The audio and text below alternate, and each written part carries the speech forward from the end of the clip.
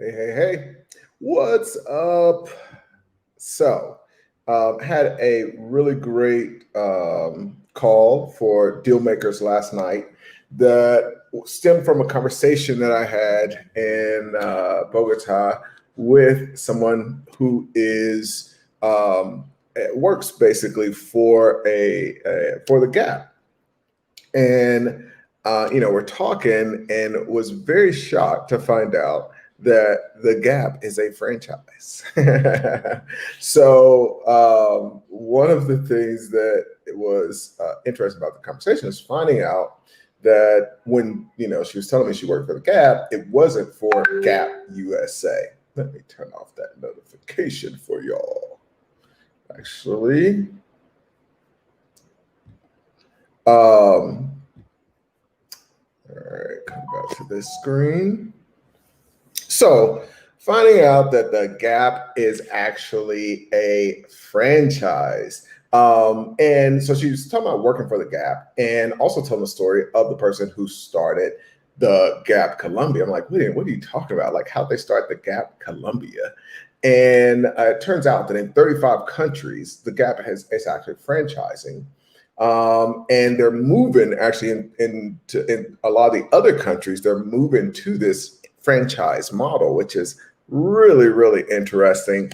And we had some amazing conversation just around the benefits. I feel like a big part of what I was able to accomplish early on in my career was due to the fact that I own franchises, because there are a lot. If you're going to build a portfolio of businesses, if you're just going to go out and you're going to own one business, then yeah, it can be great to just start or buy a business that is non-franchise. But when you're going to build a portfolio, there's nothing better than having a corporate, what we call corporate, but a franchisor behind you that has the system ironed out. They've done it, whatever, a few hundred times in some cases, in other cases, a few thousand times. They know the business back and front. It is a well-oiled machine. And so a lot of the work that we have to do as entrepreneurs, they've already done for us in creating these systems, and they've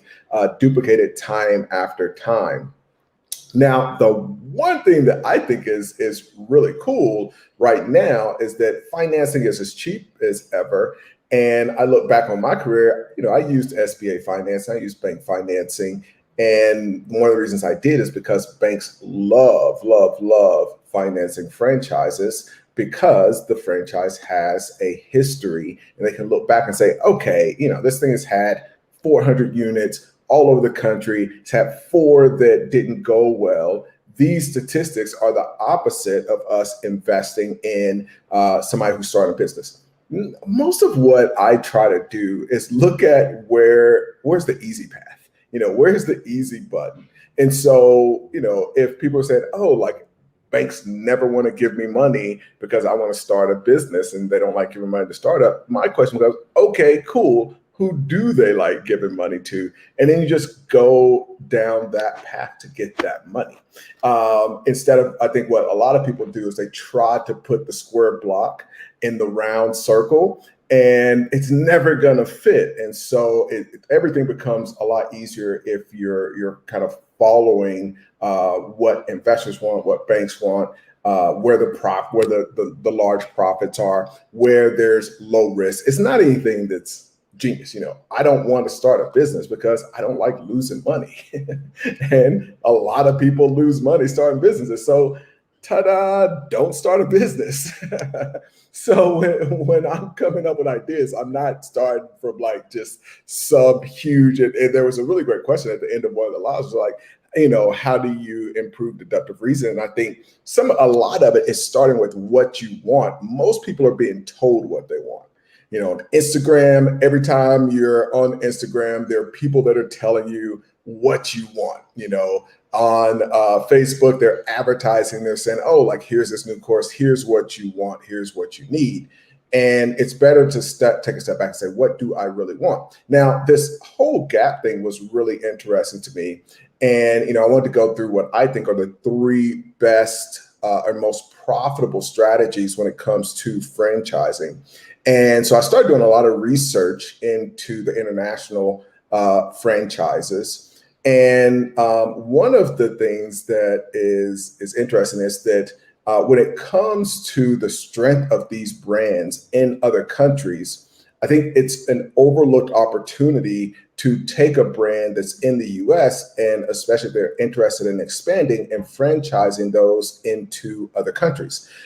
The way that the Gap has expanded in a lot of these countries is especially just tells the story of why this strategy is so profitable. So if you're in another country and there's a very strong and popular brand and you want to put it into a mall, well, you can go to that mall and say, hey, I'm the franchisee of the Gap, and I'd love to put the Gap into your mall. Well, in every case, and this even happened to me when I owned franchises back in the day, I would go to the landlord and negotiate, and they may have like 8 or 9 independent businesses, and then a couple of like or national businesses, and then they may have some franchises. And for that landlord, they understand that a franchise is going to drive traffic to their unit. I owned one of the tennis lines that I owned was a franchise. And in that franchise, there were 2 anchors. And this is what they call those kind of national brands. We're the anchor tenants. And so there was a CVS, and then there was us. And everybody else was kind of these small businesses. The small businesses, and this is the unfortunate truth, the small businesses paid for the building. They paid essentially not only for their own rent, but they paid for my rent as one of the anchor tenants and CVS's rent as one of the other anchor tenants. And what we got, instead of having to pay, and we would get upfront money. So you get a lot of money to do build out and have the building the way you want it and all of that. You could also negotiate for the landlord to do a lot of that work before you start to do work. And if you're smart, you save a lot of that money and you can really get everything built. So my strategy was really, I'm trying to negotiate with that landlord to get that upfront amount to be everything that I need to day one open my business. So when you go into these other countries, you're going to put, let's say, a Gap in the mall, that landlord wants you there. And so the same kind of thing can be negotiated, where essentially you're not even having to go to a bank for financing. You're not having to go and sell a bunch of equity. The landlord themselves wants you because you become a draw for all the other little small businesses that are in their mall. And so they're literally giving you these cash incentives that now can be used to finance and grow your business. So I think that strategy is just such a cool strategy. And I think that the international franchising is one that I think everybody, especially I know a lot of you are considering moving overseas, doing business overseas, investing overseas. I'm actually starting to talk to some brands. We're actually doing a really cool deal that I hope I can talk publicly about with a franchise in the US with Fiji. And, hopefully we get that closed in the next couple months so I can talk about that. The second place that I think there's really cool opportunities is getting into a young franchise. So when that franchise is just starting, getting into the franchise early and being one of kind of those initial. Now, I feel like at least 10 to 15 units, I want to see them have some success before I'm coming in and investing. But the big benefit here is that obviously those franchises are tougher to sell. And so you get a lot more concessions from those franchisors. And, just the mentality, every time I'm looking at a deal, I'm looking at where are all the different places that I can get financing, get concessions, and get additional help.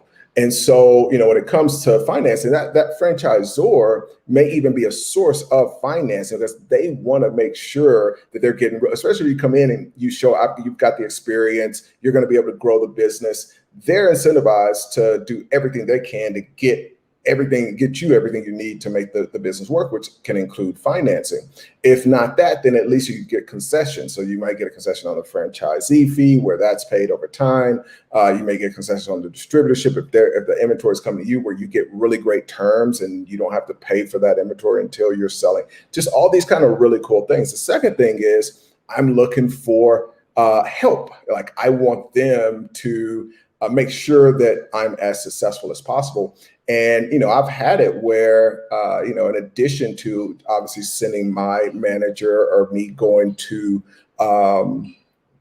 training and all that, where the franchisor has sent people to my location to work with us, to help us, especially if we were having a grand opening, we were doing something with a new location, like they would actually send workers, and those workers would stay with us for that initial week and just make sure that everything went as smoothly as possible. And when a franchisor is young, that it's crucial. Like they can't afford to have you fail.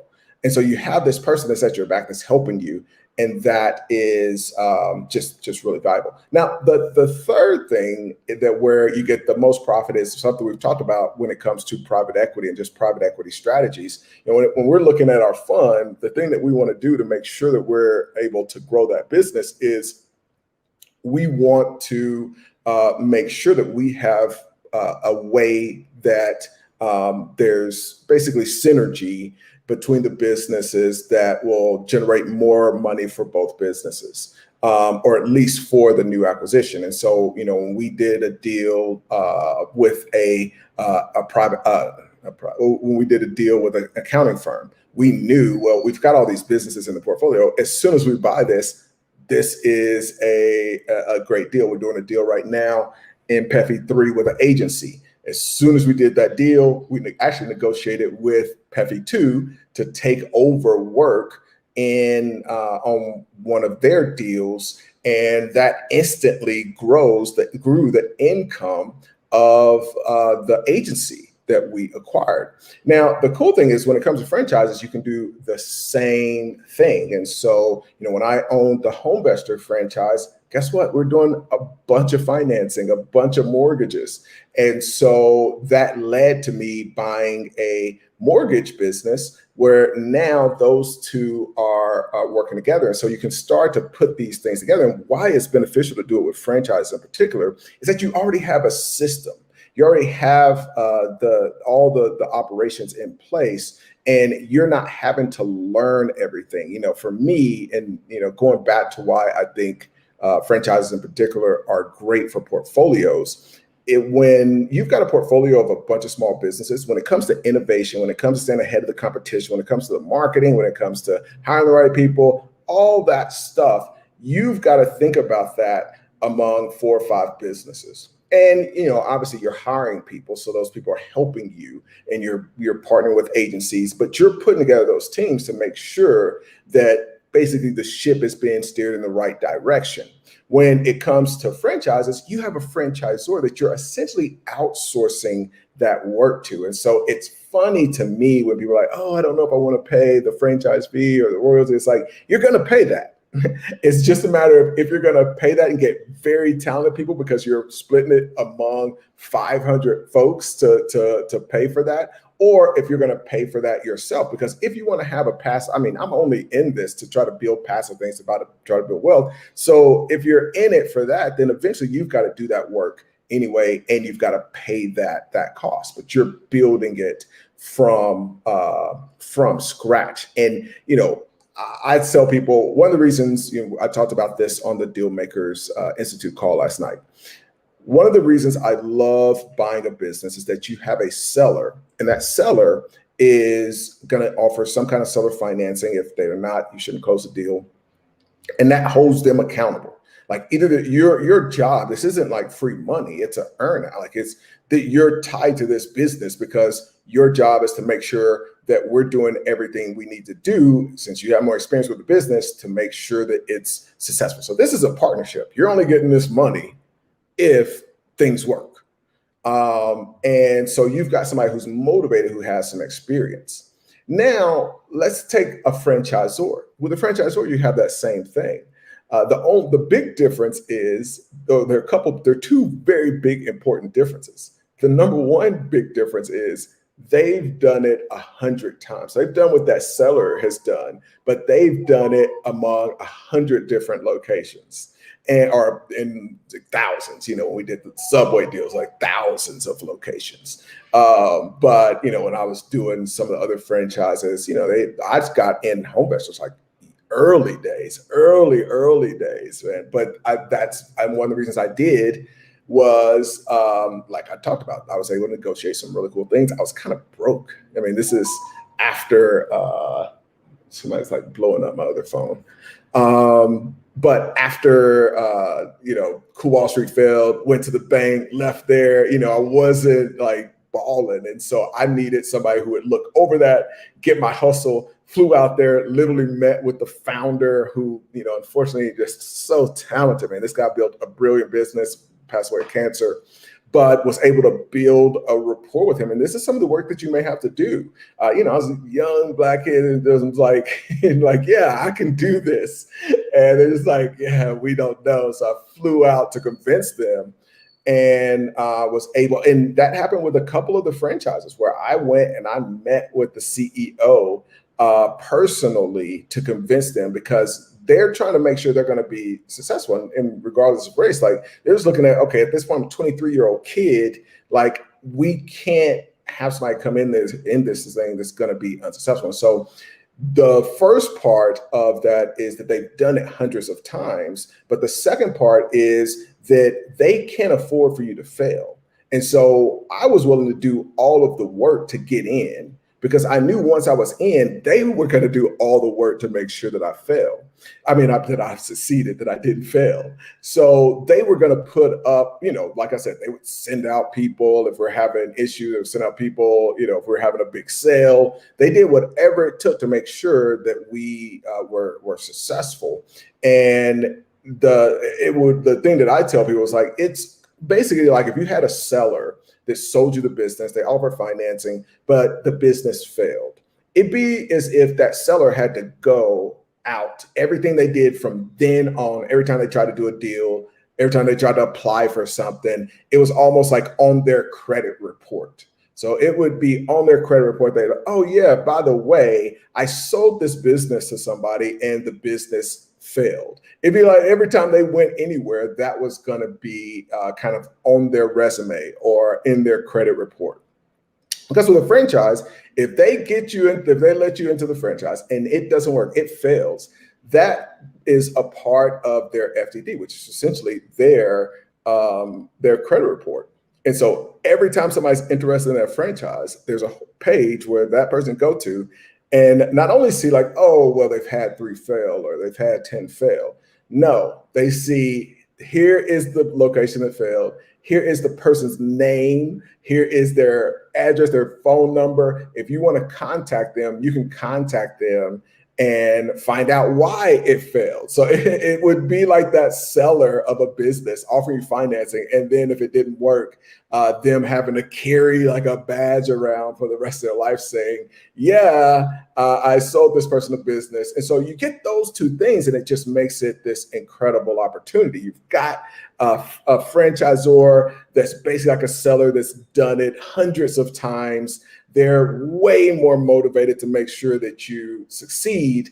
And I do feel like, those being a couple of my very first deals was some of the reasons that I was able to get used to having a lot of businesses in my portfolio. Now it becomes a little bit easier, but because I didn't have to build every single thing from scratch, that would have taken years for me to be able to manage portfolios. And I get that question from y'all a lot. It's like, okay, how do I build up this portfolio? And you want to leverage things like that. Obviously we're leveraging the fact that the seller has built a business. But what I love is the two things. I want to buy an existing business from that seller, get the financing from them, have them motivated to help me. And then I want to multiply that by having a franchisor on the back end. And that is the best of both worlds.